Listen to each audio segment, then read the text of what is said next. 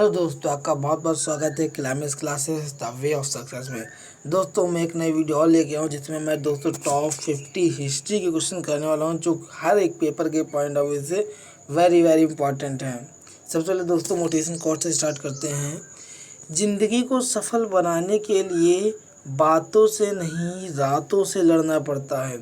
दोस्तों यहाँ पे कहने का मतलब है कि किसी पॉइंट ऑफ व्यू से आपकी सक्सेस हो, आपको कोई भी अपना एम हासिल करना हो, कोई भी अपने गोल को प्राप्त करना हो, जैसे दोस्तों आपको सरकारी नौकरी प्राप्त करनी है और उसमें आपको सफल होना है, तो दोस्तों उसमें भी आपको सफल होने के लिए बातों से नहीं, यानी कि आपको केवल डींगे नहीं हाँकनी है, बातें नहीं करनी है, आपको काम करके दिखाना है, आपको मेहनत करके दिखानी है। और रातों से लड़ने का मतलब है कि आपको बहुत मेहनत करनी है, इतनी ज़बरदस्त मेहनत करनी है, इतनी ज़बरदस्त मेहनत करनी है कि सफलता आपके हाथों में हो। तो दोस्तों इसी के साथ शुरू करते हैं। पहला क्वेश्चन है दोस्तों कि किसने भूमि मापने का पैमाना गज ए सिकंदरी का प्रचलन किया था। तो दोस्तों इसका बिल्कुल सही आंसर होगा A, option number A Sikandar Lodi. दोस्तों सिकंदर लोदी था, उसने गज ए सिकंदरी का प्रचलन किया था। ये दोस्तों भूमि मापने का पैमाना था। बहुत इंपॉर्टेंट क्वेश्चन है, याद रखिएगा। और दोस्तों सिकंदर लोदी का एक और इम्पॉर्टेंट क्वेश्चन है दोस्तों, 1504 में दोस्तों सिकंदर लोदी ने आगरा शहर की स्थापना की थी। जो यूपी का आगरा शहर है दोस्तों, उसकी स्थापना सिकंदर लोदी ने 1504 में की थी। और दोस्तों ये रेलवे में कई बार पूछा गया है क्वेश्चन, तो याद रखिएगा। और दोस्तों 1506 में आगरा को अपनी राजधानी भी बनाई थी, तो याद रखिएगा दोस्तों। भूमि मापने का पैमाना गज सिकंदरी का प्रचलन सिकंदर लोदी ने किया था। 1504 में सिकंदर लोदी ने आगरा शहर की स्थापना की थी जो उत्तर प्रदेश में स्थित है, और 1506 में इसे राजधानी बनाया था। तो सिकंदर लोदी जो है लोदी वंश का शासक हुआ करता था, ये बहलोल लोदी का लड़का था दोस्तों। अगला क्वेश्चन है, किसके शासनकाल को तेलुगु साहित्य का क्लासिक युग माना जाता है। तो दोस्तों इसका बिल्कुल सही आंसर है ऑप्शन नंबर सी, कृष्णदेव राय। दोस्तों कृष्णदेव राय तुलु वंश के बहुत महान शासक हुआ करते थे, और इन्हीं के टाइम पीरियड को तेलुगु साहित्य का क्लासिक युग भी माना जाता है। दोस्तों कृष्णदेव राय ने कई सारी उपाधियां धारण की रखी थी जो पेपर के पॉइंट ऑफ व्यू से बहुत इंपॉर्टेंट है, याद रखिएगा दोस्तों। उसका नाम है आंध्र भोज, आंध्र पितामह और अभिनव भोज। दोस्तों देवराय प्रथम और देवराय सेकंड जो हैं ये संगम वंश से संबंधित हैं, और संगम वंश के सबसे प्रतापी राजा देवराय द्वितीय हुआ करते थे। दोस्तों क्वेश्चन आता है कि विजयनगर साम्राज्य में संगम वंश था, या पूछा जाता है कि इटली के यात्री थे निकोलो कोंटी करके, ये किसके शासनकाल में आए थे। तो याद रखिएगा दोस्तों देवराय प्रथम के शासनकाल में आए थे। और दोस्तों एक क्वेश्चन आता है कि तुलु वंश के सबसे लास्ट यानी सबसे अंतिम शासक कौन थे। तो याद रखिएगा सदाशिव तुलु वंश के सबसे अंतिम शासक हुआ करते थे। दोस्तों अगला क्वेश्चन है क्वेश्चन नंबर 3, महमूद बेगड़ा किस राज्य का प्रसिद्ध सुल्तान था। दोस्तों यहाँ गा लिख दीजिएगा, महमूद बेगड़ा नाम है। महमूद बेगड़ा किस राज्य का प्रसिद्ध सुल्तान था। तो इसका बिल्कुल सही आंसर होगा गुजरात। दोस्तों महमूद बेगड़ा गुजरात राज्य का प्रसिद्ध सुल्तान था, याद रखिएगा। दोस्तों होता यह था कि बघेल वंश के सबसे लास्ट शासक थे राजा कर्ण। तो राजा कर्ण को हराकर 1297 ईस्वी में अलाउद्दीन खिलजी ने गुजरात को अपने साम्राज्य में मिला लिया। उसके बाद दोस्तों मोहम्मद बिन तुगलक का जब शासनकाल चल रहा था, तो उन्होंने जफ़र खान नाम के व्यक्ति को गुजरात का सूबेदार बनाया।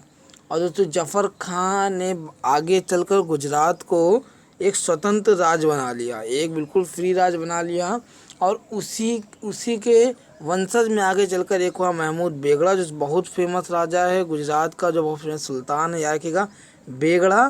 तो ये किस राज्य से संबंधित है। तो याद रखिएगा ये गुजरात से संबंधित है। दोस्तों वर्तमान में गुजरात की राजधानी गांधीनगर है, और गुजरात के सीएम विजय रूपानी जी हैं, और गुजरात के गवर्नर आचार्य देवव्रत है, याद रखिएगा। दोस्तों अगला क्वेश्चन है क्वेश्चन नंबर 4, अद्वैतवाद के सिद्धांत के प्रतिपादक कौन थे? इसका बिल्कुल सही आंसर होगा शंकराचार्य। दोस्तों शंकराचार्य अद्वैतवाद के सिद्धांत के प्रतिपादक थे। राजा राम मोहन राय थे। दोस्तों क्या इंपॉर्टेंट है, पिछली वीडियो में कई बार मैं आपको बता चुका हूँ, ब्रह्म समाज की स्थापना राजा राम मोहन राय ने की थी। Very very important question. Raja Ram Mohan Roy की हेल्प से ही लॉर्ड विलियम बेंटिंक ने सती प्रथा का अंत किया था। दोस्तों विवेकानंद, तो दोस्तों विवेकानंद का अगर वास्तविक नाम पूछे तो नरेंद्र दत्त था, याद रखिएगा। विवेकानंद के गुरु का नाम रामकृष्ण परमहंस था और इन्होंने इन्हीं के नाम पर रामकृष्ण मिशन की स्थापना की थी। दोस्तों 1893 में शिकागो में जो विश्व धर्म सम्मेलन हुआ था उसमें स्वामी विवेकानंद जी ने ही पार्टिसिपेट किया था, याद रखिएगा। ये पेपर में बहुत पूछा था, 1893 में शिकागो में विश्व धर्म सम्मेलन। अगला क्वेश्चन है कि अकबरनामा के रचयिता कौन थे? इसका बिल्कुल सही आंसर है ऑप्शन नंबर ए, अबुल फजल। अकबरनामा के रचयिता दोस्तों अबुल फजल थे। दोस्तों अकबर के 9 रत्न हुआ करते थे, 9 रत्नों में से अबुल फजल भी 9 रत्न में से, अब्दुल रहीम खान खाना भी थे, मान सिंह भी थे और फैजी थे। दोस्तों अबुल फजल के ही बड़े भाई थे फैजी, और ये अकबर के दरबार में राजकवि हुआ करते थे। और दोस्तों जो अब्दुल रहीम खान खाना है, ये दोस्तों जहांगीर के गुरु थे, याद रखिएगा। अब्दुल रहीम खान खाना जहांगीर के गुरु थे। दोस्तों आप सोच रहे होंगे कि 9 रत्न में कौन कौन शामिल था, तो दोस्तों 4 तो यही हो गए, उसके बाद 5वां तानसेन, 6ठा दोस्तों टोडरमल हो गए, 7वां दोस्तों बीरबल हो गए जो महेश दास के नाम से थे, महेश दास के नाम से बीरबल, 8वां दोस्तों मुल्ला दो प्याजा, और ये दोस्तों फखरुद्दीन के नाम से थे। 9 दोस्तों हो गए 9 रत्न। अगला क्वेश्चन है किसके शासनकाल में मराठा प्रमुख संभाजी की हत्या कर दी गई थी? तो इसका बिल्कुल सही आंसर है ऑप्शन नंबर डी, औरंगजेब। दोस्तों औरंगजेब के शासनकाल में मराठा के प्रमुख संभाजी की हत्या कर दी गई थी। दोस्तों संभाजी शिवाजी राव के पुत्र थे और उनकी हत्या कर दी गई थी, औरंगजेब ने हत्या करवा दी थी। दोस्तों औरंगजेब का टाइम पीरियड क्या था, याद रखिएगा। 1658 से लेकर 1707 तक ये टाइम पीरियड था औरंगजेब का। दोस्तों हुमायूं का लड़का था अकबर और अकबर का था जहांगीर, जहांगीर का था शाहजहां और शाहजहां का था औरंगजेब। अगले क्वेश्चन बातें हैं, भारत में तंबाकू के प्रचलन का श्रेय किसे प्राप्त है? तो दोस्तों इसका बिल्कुल सही आंसर होगा ऑप्शन नंबर ए, पुर्तगालियों को। भारत में तंबाकू के प्रचलन का श्रेय है वो पुर्तगालियों को प्राप्त है। दोस्तों याद रखिएगा भारत में सबसे पहले जो पुर्तगाली आए थे और सबसे लास्ट में पुर्तगाली गए भी थे। दोस्तों तंबाकू से रिलेटेड मैं क्वेश्चन बता देता हूँ। मैंने पिछली वीडियो में जो टॉप 20 जीएस के क्वेश्चन कराता हूँ, जिनकी तैयारी अच्छी चल रही हो दोस्तों वो आप टॉप 20 क्वेश्चन जरूर दीजिए जाके, जीएस के यानी जनरल स्टडीज़ के हैं उसमें दोस्तों। उसमें फिजिक्स, केमिस्ट्री, पॉलिटी, ज्योग्राफी सभी के इंपॉर्टेंट क्वेश्चन हैं। और आप टॉप 20 में से अगर आप 80+ मार्क्स लाते हैं तो इसका मतलब है कि आपकी तैयारी काफ़ी अच्छी चल रही है, सारे सब्जेक्ट की अच्छी चल रही है। तो एक बार उन वीडियो को जरूर देखिए और उसमें आप कितने मार्क्स लाए कमेंट में जरूर बताइए। दोस्तों उन्हीं वीडियो में से किसी एक वीडियो में मैंने क्वेश्चन कहा था कि वायरस की डिस्कवरी किसने की थी, वायरस की खोज किसने की थी? तो बताया दोस्तों इवानोव्स्की ने वायरस की खोज की थी। अब दोस्तों इवानोव्स्की ने सबसे पहले कौन से वायरस की खोज की थी? तो दोस्तों याद रखिएगा तंबाकू में था मोजेक वायरस, तंबाकू में था मोजेक वायरस, तो मोजेक वायरस की खोज की थी। और दोस्तों तंबाकू में मोजेक वायरस का ही रोग होता है मोजेक रोग, मोजेक डिसीज, याद रखिएगा। अगला क्वेश्चन है दोस्तों, बड़ा इमामबाड़ा कहाँ स्थित है? तो इसका बिल्कुल सही आंसर होगा ऑप्शन नंबर सी, लखनऊ। दोस्तों बड़ा इमामबाड़ा लखनऊ में स्थित है। लखनऊ दोस्तों यूपी की राजधानी, यानी कि लखनऊ यूपी की राजधानी है और भोपाल मध्य प्रदेश की राजधानी है। अजमेर राजस्थान का एक शहर है, जिला है, और इलाहाबाद भी यूपी का एक जिला है। अगला क्वेश्चन दोस्तों, मार्ले मिंटो रिफॉर्म को किस वर्ष में प्रस्तुत किया गया था? तो इसका बिल्कुल सही आंसर दोस्तों ऑप्शन नंबर बी 1909, यानी कि 1909 में दोस्तों मार्ले मिंटो रिफॉर्म को प्रस्तुत किया गया था। दोस्तों 1919 में मॉन्टेग्यू चेम्सफोर्ड सुधार आएगा और 1935 में भारतीय शासन अधिनियम 1935 आएगा, जिसके तहत संविधान का निर्माण होगा। संविधान का जो निर्माण होता है दोस्तों हमारे संविधान का, उसमें 1935 से ज़्यादातर चीज़ें ली गई हैं। 1942 दोस्तों की फेमस है। 1942 दोस्तों किस मिशन आएगा? किस मिशन, याद रखिएगा 23 मार्च 1942 को किस मिशन आया था, और 24 मार्च 1946 को कैबिनेट मिशन आया था, याद रखिएगा दोस्तों।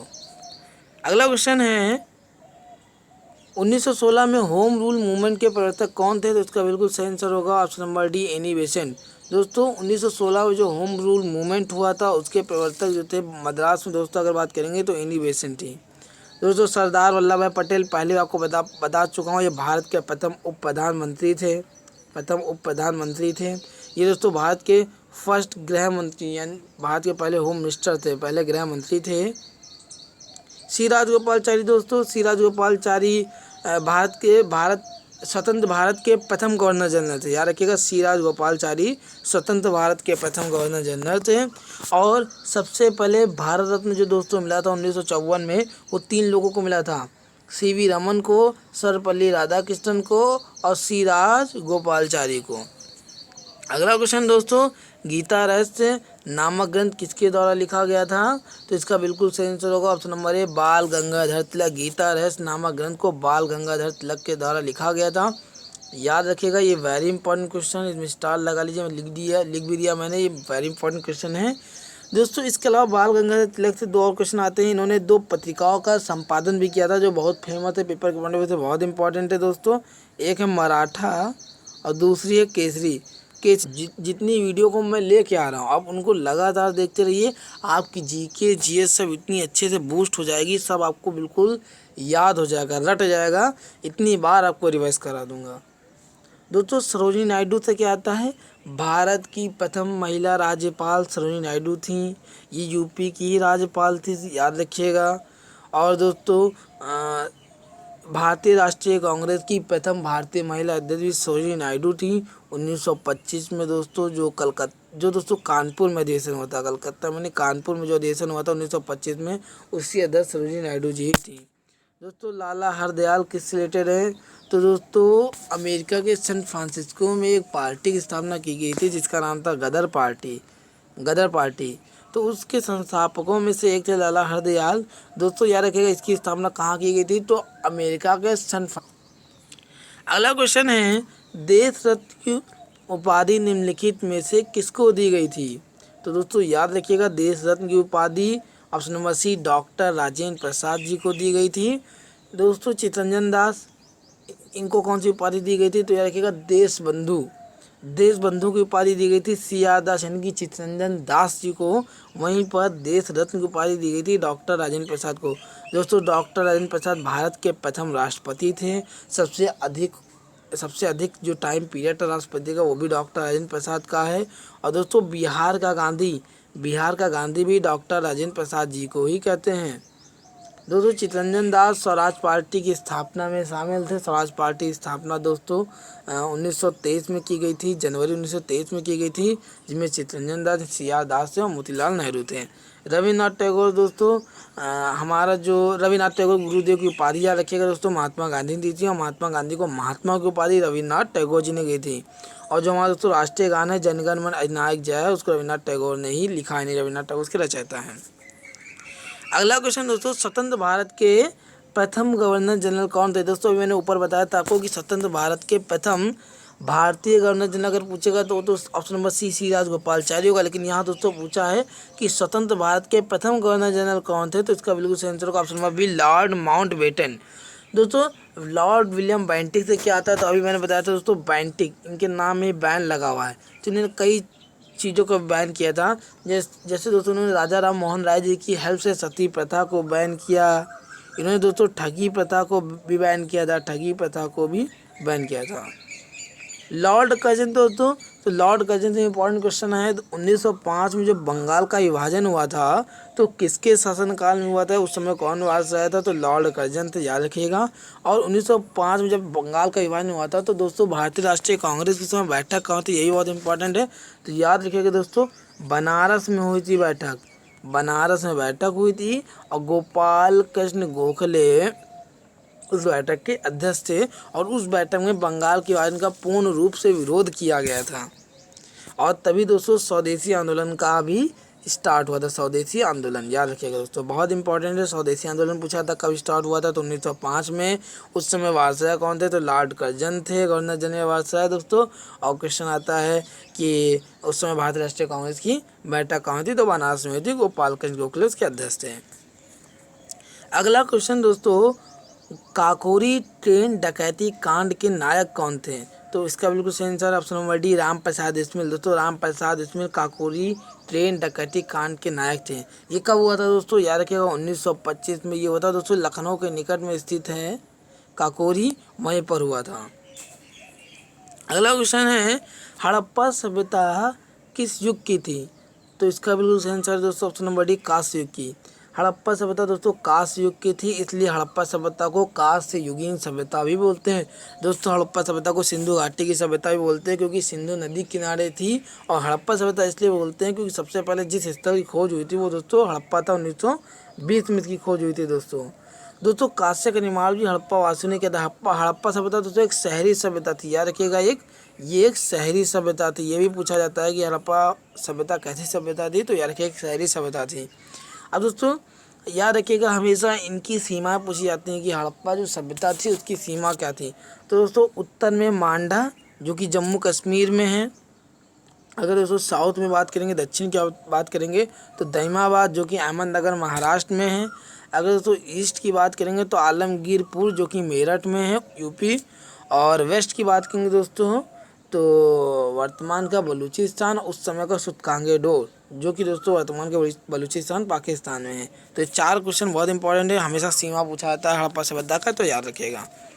अगला क्वेश्चन दोस्तों, बोध गया किस राज्य में स्थित है, तो इसका बिल्कुल सही आंसर है option number D, B, Bihar में। दोस्तों बोध गया बिहार में स्थित है। अब इम्पॉर्टेंट क्यों है दोस्तों बोध गया, तो दोस्तों यहीं पर बोध गया में ही महात्मा बुद्ध को ज्ञान की प्राप्ति हुई थी, इसलिए इम्पॉर्टेंट है। ये बौद्ध धर्म को मानने वालों का बहुत ही पवित्र स्थल है बोध गया दोस्तों। अब दोस्तों और क्वेश्चन जैसे देख लेते हैं, पश्चिम बंगाल की राजधानी कोलकाता, बिहार की राजधानी पटना, उड़ीसा की राजधानी भुवनेश्वर, यूपी की राजधानी लखनऊ। अभी दोस्तों मैंने बताया था कि बड़ा इमामबाड़ा लखनऊ में स्थित है। दोस्तों पश्चिम बंगाल की सीएम ममता बनर्जी हो गई, बिहार के सीएम नीतीश कुमार, उड़ीसा के सीएम बीजू जनता दल यानी बीजेडी के हैं नवीन पटनायक, और उत्तर प्रदेश के सीएम दोस्तों बीजेपी के योगी आदित्यनाथ जी हैं। अगला क्वेश्चन है, बौद्ध धर्म एवं जैन धर्म दोनों के उपदेश किसके शासनकाल में दिए गए थे, तो इसका बिल्कुल सही answer option number C, Bimbisara. दोस्तों याद रखिएगा बौद्ध धर्म और जैन धर्म दोनों के जो उपदेश दिए गए थे वो बिंबिसार के शासनकाल में दिए गए थे। अब दोस्तों बिंबिसार कौन था, दोस्तों याद रखिएगा हर्यक वंश का संस्थापक था बिंबिसार। बिंबिसार ने हर्यक वंश की स्थापना की थी और बिंबिसार का पुत्र था अजातशत्रु, अजातशत्रु का पुत्र था उदयन। दोस्तों हर्यक वंश को पितहंता वंश भी कहते हैं, क्योंकि बिंबिसार की हत्या की थी अजातशत्रु ने, और अजातशत्रु की हत्या उदयन ने की थी, इसलिए इसे पितहंता वंश भी कहते हैं। दोस्तों बिंदुसार किस वंश है, दोस्तों ये मौर्य वंश से हैं, ये अकबर के पिता थे बिंदुसार। याद रखिएगा दोनों नाम में बिल्कुल मिलता जुलता है, बिंदुसार बिंबिसार। याद रखिएगा बिल्कुल कि जो बिंदुसार हैं वो अशोक के सम्राट अशोक के पिता थे, मौर्य वंश में थे ये दोस्तों, मौर्य वंश के शासक थे।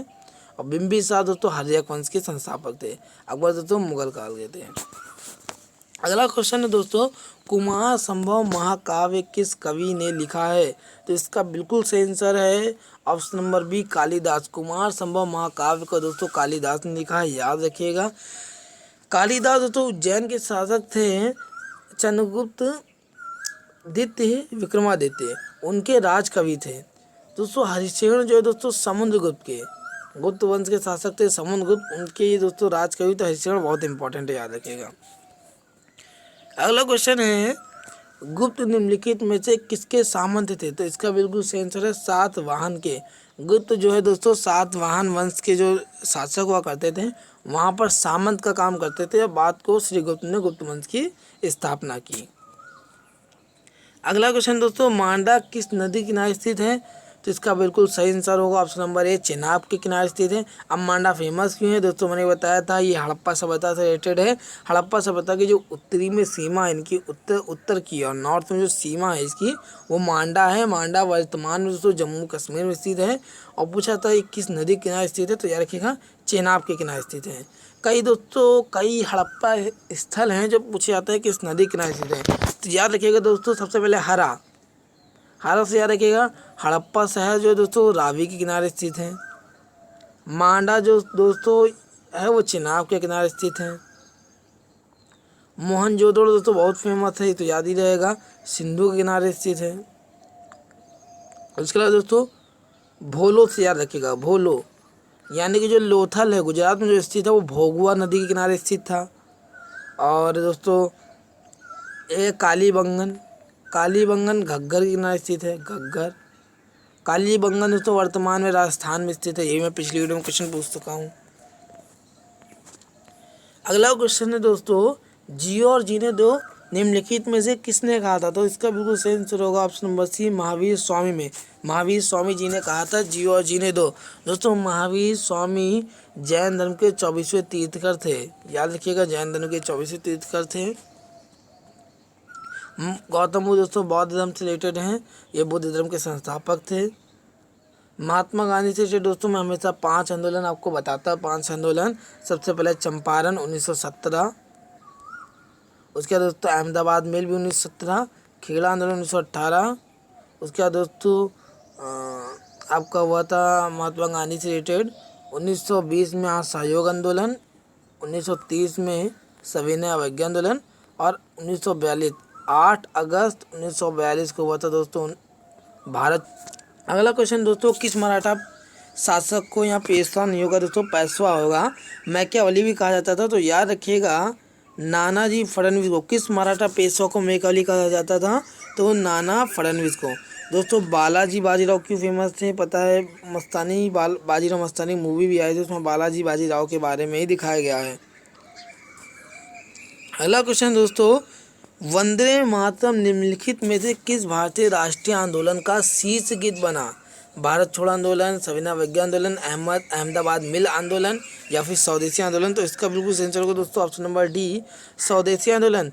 दोस्तों मैंने ऊपर बताया था स्वदेशी आंदोलन 1905 में हुआ था, और क्यों हुआ था दोस्तों? बंगाल का विभाजन कर दिया गया था, इसलिए स्वदेशी आंदोलन हुआ था दोस्तों। 1911 तक चला था। इसका उद्देश्य था दोस्तों कि ब्रिटिश सामानों, जितनी ब्रिटिश चीज़ें हैं सामान है, उनका हम लोग बहिष्कार करेंगे और स्वदेशी चीज़ों का यूज करेंगे, इसलिए हमें स्वदेशी आंदोलन। और उस समय जो उसके प्रमुख नेता दोस्तों जो हुआ करते थे, तो गोपाल कृष्ण गोखले, बाल गंगाधर तिलक, ये सब उस समय फेमस जो थे नेता हुआ करते थे या आंदोलनकारी हुआ करते थे। और दोस्तों वंदे मातरम जो वर्तमान में भारत का राष्ट्रीय गीत है, इसको सबसे पहले जो गाया गया था दोस्तों स्वदेशी आंदोलन में ही गाया गया था। अगला क्वेश्चन दोस्तों, अभिनव भारत नामक अंग्रेज विरोधी संगठन की स्थापना किसने की थी? तो याद रखिएगा इसका बिल्कुल सही आंसर है ऑप्शन नंबर ए, वीर सावरकर ने। दोस्तों 1904 में अभिनव भारत की स्थापना की थी वीर सावरकर ने। सीआर दास दोस्तों चित्तरंजन दास बताया था, इनको देश बंधु भी कहते हैं, स्वराज पार्टी की इन्होंने स्थापना की थी। एनी बेसेंट से जो दोस्तों जो क्वेश्चन आता है कि होम रूल आंदोलन को किसने प्रारंभ किया था? तो एनी बेसेंट ने किया था। और एक क्वेश्चन आता है दोस्तों कि भारत में दोस्तों भारतीय राष्ट्रीय कांग्रेस की प्रथम महिला अध्यक्ष कौन थी? तो याद रखिएगा एनी बेसेंट थी। भारतीय राष्ट्रीय कांग्रेस की पहली महिला अध्यक्ष एनी बेसेंट थी, 1917 में थी दोस्तों कलकत्ता अधिवेशन में। वहीं प्रथम भारतीय महिला अध्यक्ष पूछेगा तो सरोजिनी नायडू थी, और बता चुके 1925 में कानपुर अधिवेशन में। अगला क्वेश्चन है, अमेरिका में फ्री हिंदुस्तान अखबार किसने शुरू किया था? तो इसका बिल्कुल सही आंसर है ऑप्शन नंबर बी, तारक नाथ ने। अमेरिका में फ्री हिंदुस्तान अखबार को तारक नाथ ने स्टार्ट किया था। दोस्तों दादा भाई नौरोजी ये ब्रिटिश संसद में बनने वाले प्रथम भारतीय सांसद हैं, याद रखिएगा, बहुत इंपॉर्टेंट है दोस्तों। इन्होंने एक पुस्तक लिखी थी un British rule in India करके, वो भी इम्पॉर्टेंट है। उसका दोस्तों भारतीय राष्ट्रीय कांग्रेस के दूसरे अधिवेशन के अध्यक्ष भी दादा भाई नौरोजी थे, जो कि कलकत्ता में हुआ था 1886 में। उसके अलावा भी दोस्तों कई अधिवेशन के अध्यक्ष रहे हैं। लाला हरदयाल बताया था तो अमेरिका के सैन फ्रांसिस्को में स्थापना की गई थी गदर पार्टी की, उनमें से एक थे लाला हरदयाल, उनके संस्थापकों में से एक।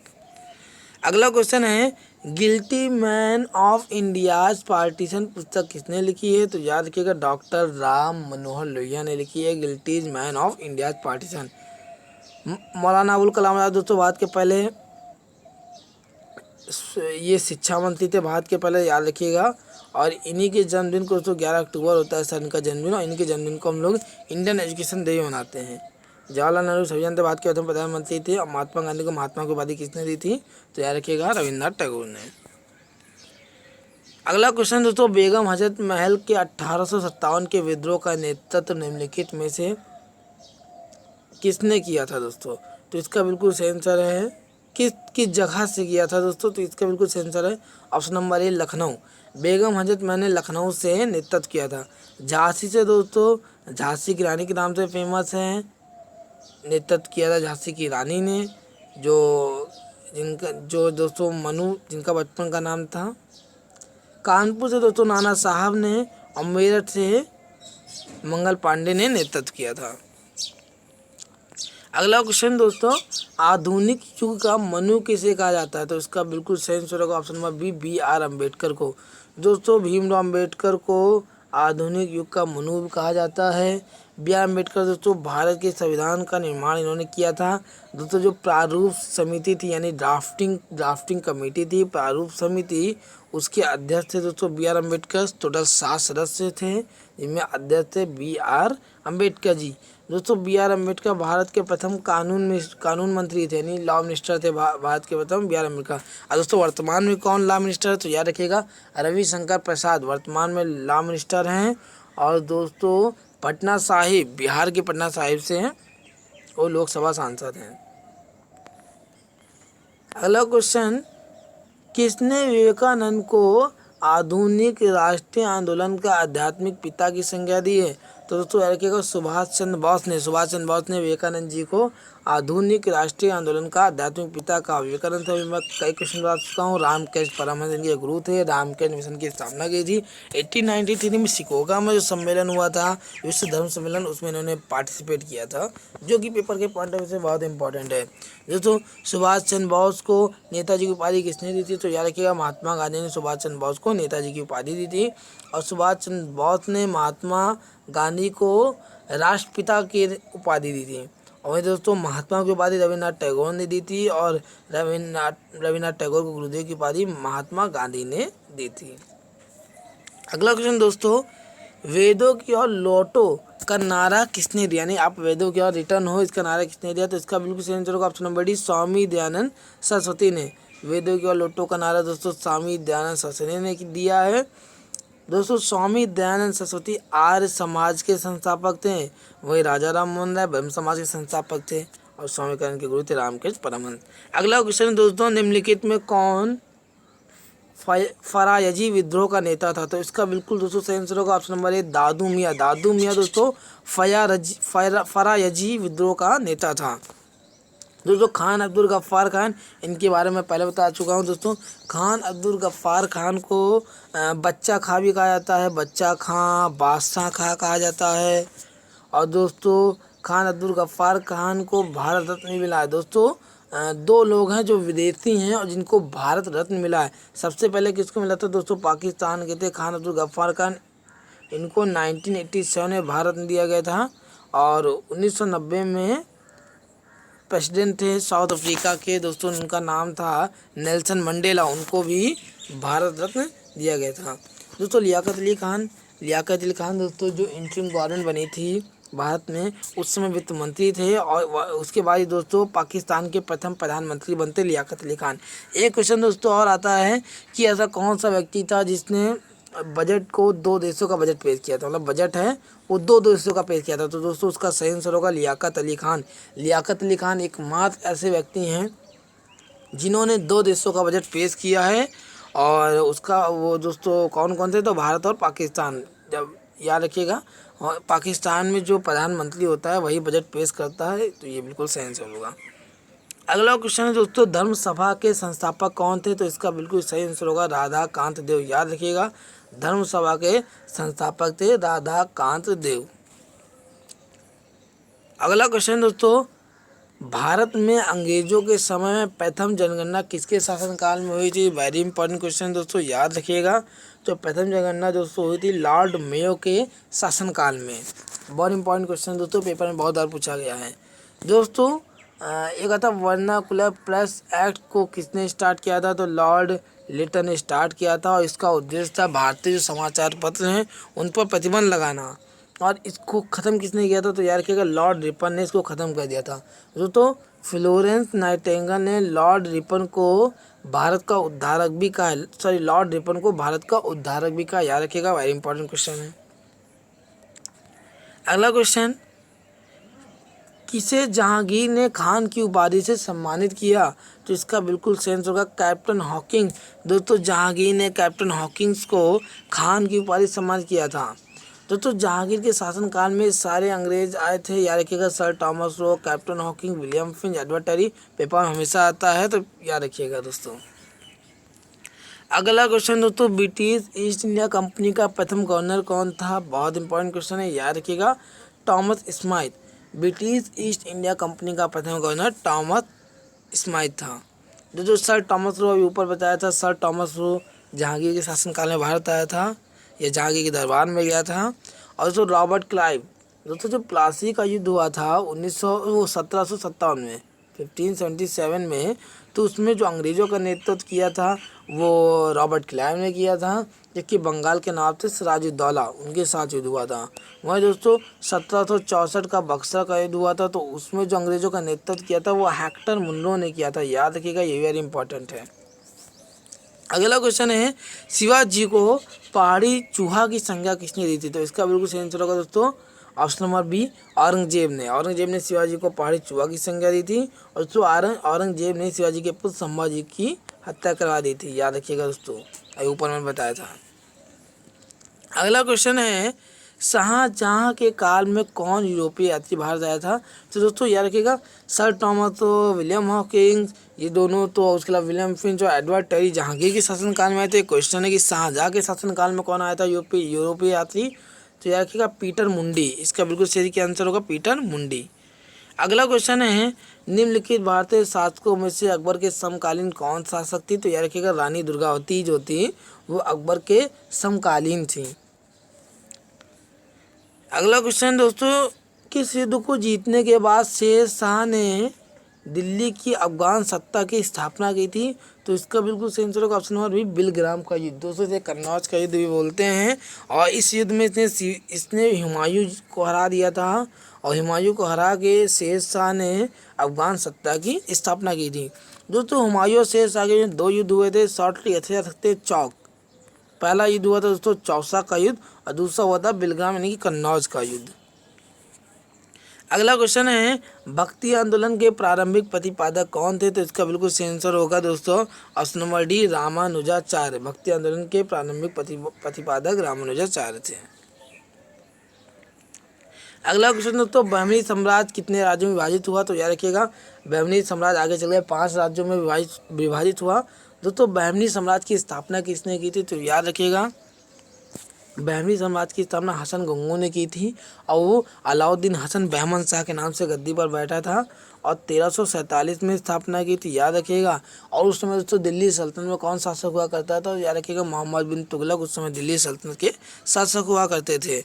बात करें तो जिन 5 राज्यों में बटा तो उनका नाम क्या था दोस्तों? बरार, बीदर, अहमदनगर, गोलकुंडा और बीजापुर। ये 5 राज्य थे जिसमें विभाजित हो गया बहमनी साम्राज्य। अगला क्वेश्चन है, महाभारत का बांग्ला में अनुवाद बंगाल के किस सुल्तान ने कराया? तो दोस्तों याद रखिएगा नुसरत शाह का सही आंसर होगा। महाभारत का बांग्ला में अनुवाद नुसरत शाह ने कराया।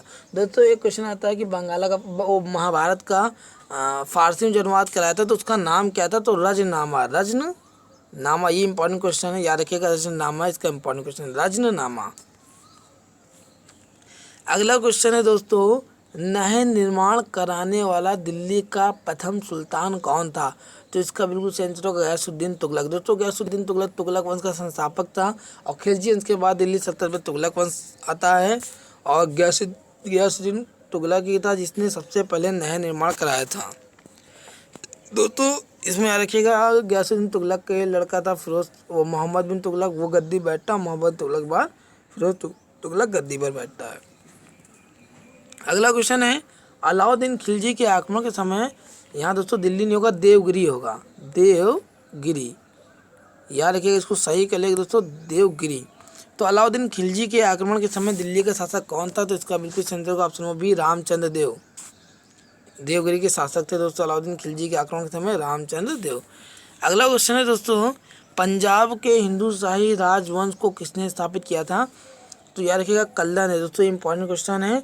पंजाब की हिंदू शाही राजवंश की स्थापना कल्लर ने की थी दोस्तों। हिंदू शाही राजवंश के शासक थे जयपाल, और जयपाल के समय में दोस्तों सबसे पहले जो आक्रमण किया था महमूद गजनवी ने किया था। याद रखिएगा जयपाल ने आत्महत्या कर ली थी।